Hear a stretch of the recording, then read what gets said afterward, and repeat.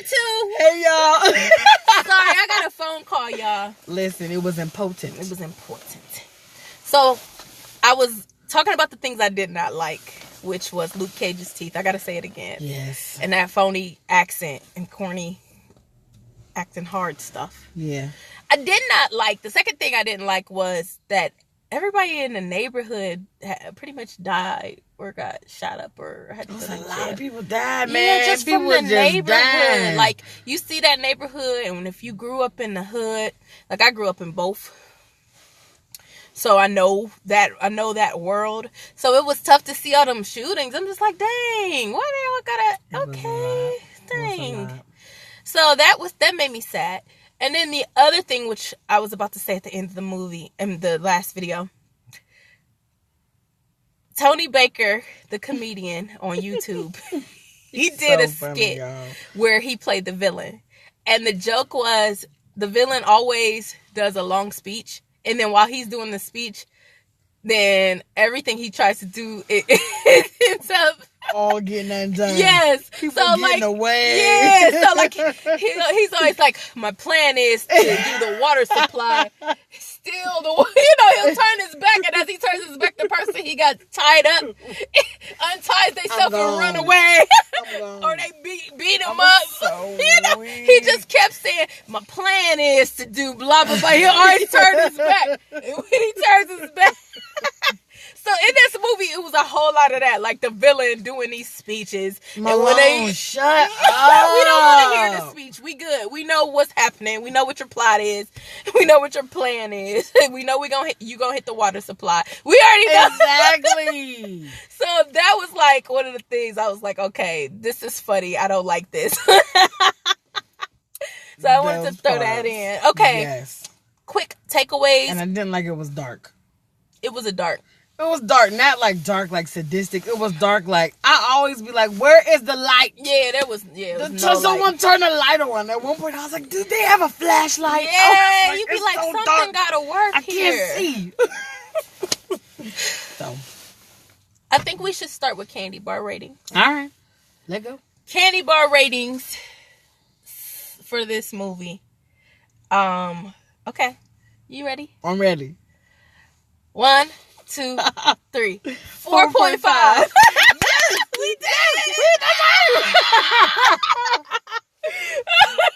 We've been trying to have the same one, man, y'all. I'll be working all the time, y'all. And I'll be working all the time.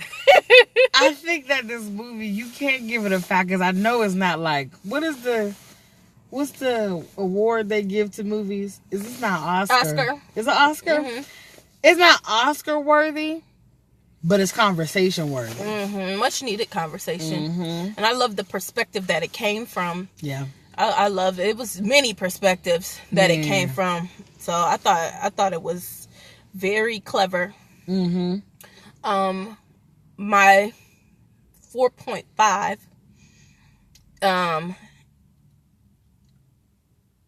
it's really I took the 0.5 for them gold teeth. For the gold teeth. I'm sorry. Instead of a 5, I didn't give it a 5 because of the gold teeth. And because the whole neighborhood died, and because the villain kept doing all that talking, like, dang, bruh. And because Tyrese just walked up in the precinct like it was nothing. I ain't like the idea of that. You know what? I was talking to my sister. My sister was like, Brittany, we have to start dispensing reality. And I told Cheryl we was in the theater. I said, man, we've been watching too many movies. Yeah, because it was... that one part. Yeah, it was a time where Tyrese tried to make it look like he hit somebody, but it looked so fake that I was like, did he even hit him? He didn't touch him. He hit the wall. Yeah, that was so funny. It was so clear. Did he even hit him? She was like, I think we watched too many movies. I was like, because he definitely didn't touch him. Oh, my Lord. That was funny. Oh, man. It was too perfect. It was just like, bang, and then he fell. I was like, he didn't touch him. He didn't touch him. So, yeah. And like I said, I love that. It was just a cool story. You're not on the camera. I don't look cute today, so I don't care. Yes, you do. So, like, I love that it was a cool story, insightful, conversation starter. Yeah. Black people. Negroes. and Black people problems. Black people problems, yo. Great acting. Great acting. Alicia character did get on my nerves sometimes, because I was like, because he has like this little squeaky voice that would come out every now and then. But I think it was an important part of her character to show, I will kick your butt, but I'm still an innocent flower. Because I left her when I was 17, and I'm still 17 right now. Emotionally, I'm still 17, so. I didn't like the idea of her just not having nowhere to go. Yeah. I'm like, girl, you've been gone for 10. It'll be 10 years that I've been gone from home in April. And a lot of my friends have moved away and whatever, but come on now. You don't know nobody. You don't know no hiding spots at all. Man. I wasn't really fully buying that. Man, but if you think about it, what if everybody has passed away? Like her mom was her only family. Maybe her mama was estranged. Yeah, but you have other support systems. But that school teacher that you went to school with, a friend from school. There's other varying support systems. Maybe you went to church or some kind of interest group you was a part of. But see, that's the thing. I think that's what she was highlighting, that she just left. I just left, but girl, you know somewhere. In touch, though. I ain't buying it. You still kept in touch. It sounded to me like she didn't even have a Facebook page. She didn't have no Facebook. She had no Instagram, no Twitter. It sounded like she just left. She was like, I'm gone. Yeah. I'll holler at y'all later. Be blessed. Like, I don't know. But I feel you, though. Like, you gotta know somebody. Yeah, like, ain't no way. But she eventually knew Mouse, who was Tyrese's character, and the one girl who we don't know if that was her best friend or her girlfriend. We'll call her best girl. Her best girl. Takeaways. Listen, the song that came to my head was, I need you. You need me. We're all a part of God's body. Stand with me. Agree with me. We need each other, y'all. All of us. So we need each other. That's anybody that is for the right things. Doesn't matter what ethnicity you are. It is, if you are for the right things, that's what we need. Yeah, you can't do things alone. You're gonna think you can, but in order to be elevated, in order to be taken to the next level, you can only go so far alone. Let's put it that way. That's true. And to go to the next level, you have to gotta have somebody. Have people you trust. And so that was a strong takeaway. Keep fighting, because she was persistent. Man. She followed her beliefs, and she would not let them go. She wouldn't let them go. To the death. That's it. You can't trust everybody. Listen, that's for sure. Don't walk around these streets thinking everybody's your friend. They're not your friends. For real. And I just wish we did live in a world where we could absolutely trust the police. But the reality is that that's rarely the case. It is. When I was sitting in my car waiting before we walked into the theater, all I was thinking to myself is, who's seeing me sit in this car and that I could possibly have the police called on me? I was like, man. Or when the other day I was taking pictures at the park, and my sister and there were just a lot of white people driving by or with their dogs and stuff. And my sister and I, we discussed it later on. I was like, I was wondering if somebody was going to call the police on us. She was like, man, I thought the same thing. How do you walk around this world? You can't just be free. You can't walk around this nation. You just don't feel free. You just, to be you. To take pictures in a public park, you're afraid. I'm just sitting in my own car, minding my own business. You have anybody you can call when there is a problem. So, But there are a few. Mm-hmm. So I want to say shout out to Pedro if you're watching this. Pedro's an awesome cop that I know. So yeah, shout out Pedro. I was about to say my uncle served in the police force for years. So shout out to my cousin Delon too. He just joined the police force as well. So not everybody is bad. Mm-mm. I'm still gonna call 911, even if they might arrest me. I'm still gonna call. Once we clear that up. What happened to Brittany? Once we clear that up that I didn't do it, I'm still gonna call. Let me tell you, because I almost called them on my neighbors the other week. I was like outside yelling, I'm gonna call the police. I wanted to stick my head out the door and say, I'm gonna call on both of y'all. Go to bed. Before we end this video, though, I do want to make sure that we discuss the importance of teaching our children how to interact with the police. Mm-hmm. It's so crucial. And this is something I'm slacking on, too, because I work with teenage boys. I do talk to them at different levels. Because there are times that we have to call the police on them. That just happened today. So, but it's so crucial that our children know how to interact with authority, but namely the police. Yeah. So I was watching a video on Breakfast Club shortly after watching When They See Us, and a lady was on there giving information, just stating, like, letting your children know, like, the police are not your friend. So don't give out any information. Let them know that you want to have your parents around before you talk about anything, or that you want a lawyer. Do not share any information. You can ask them, officer, am I being arrested? And they have to answer you, yes or no. If not, then you can say, may I leave now?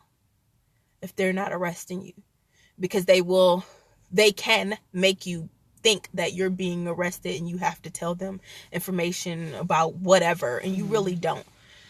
You do have the right to remain silent. That's the first thing they say to you. And I think those words just go through one ear and not the other. You just used to hearing them, Miranda rights, but you should take them in.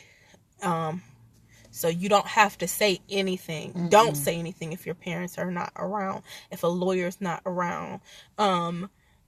Or if you, like I said, you can say, officer, am I being arrested? And if not, may I leave, sir? It may give you some resistance, but you have the right to do that. What else? No, I think that was good. Keep your hands where they can see them. I don't care what you're trying to get. Don't get it. Keep your hands where they can see them. Because if they feel threatened by any means, you're gone. That easily. You're gone. And give them any reason, and like sitting in your house eating ice cream. They'll kill you. So just have to walk around with that as the mindset that when I know I'm just going to walk around the store, I only take my wallet in there and my cell phone. That's it.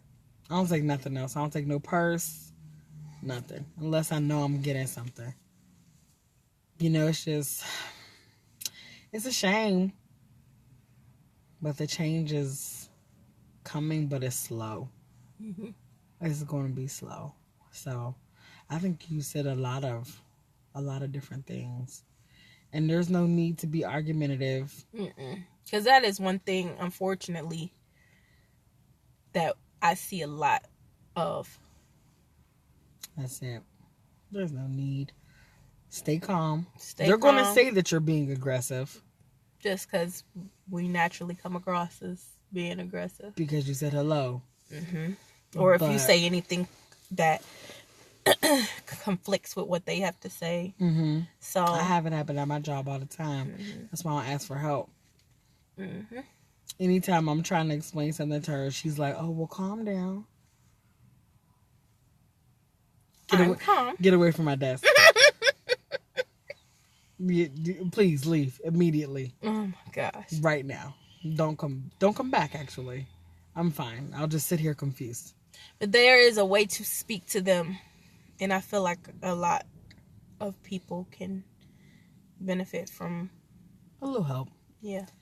Because I think sometimes we get being real confused with being inappropriate. Keeping it real can go wrong. So fast. So fast. So, not saying for you not to be yourself, but to know your rights, be wise with what you're fight doing. Up here. Mm-hmm. So. Because we want you to come home. Mm-hmm. We want you to come home. So. There was a video on The Real posted, and it showed this guy. I guess he was eating on a street that he wasn't supposed to be eating on. And so the cop told him... Oh, he was holding his book bag. Yeah, eventually it got to a place where the cop was holding his book bag. Dude was like, I'm just eating my food. I mean, what? Like, blah, blah, blah, blah, blah. Like, blah, blah, blah. And the cop's like, you're not supposed to be eating here. So the white cop and the black guy, they, and then the white cop has turned it into you're resisting arrest, and then eventually arrested him. Now, The Real got into a whole conversation about how petty it was, and the officer should not have engaged in that manner with that guy. And I totally agree. There needs to be some de-escalation tactics. There needs to be some cultural awareness training, strength-based courses. There needs to be some sensitivity courses. And but in that same sense, called just don't be dumb. Yeah, in that same sense though, that guy wanted to smoke. He wanted it because all he had to do was say, "You're right, officer. I'm sorry about that. Let me put my sandwich away." That's it. I think it was something, because I was looking into it. I was like, why is he saying he can't eat here? I was like, what is that about? It was a rule. It was like on the wall or something. Nobody knew. A Subway. They were in like a Subway or something. And the cop should have, could have, just gave him a warning and let that be it. But both of them wanted to escalate that situation. I am not going to look at that. I have a hard time because I was taught to pick apart conflict. Mm-hmm. So as I'm watching The Real, they just talking about the cop and how he did it wrong. But I'm like, this guy is in the wrong too. You don't have to fight with this cop. You don't have to escalate this situation any further. And so, my bad, sir. I'm gonna put it away. My bad, sir. Finishing my last bite. That's all. That's it. And I know some people might be like, well, that's a sellout tactic. I think that is more so conflict get resolution. Away from the situation safely, mm-hmm. and then go report. Yep. That's it. Paperwork. Fight up here. All right. This is Caramel. This is Chocolate. We out of here, y'all. Peace out, y'all. See you next time.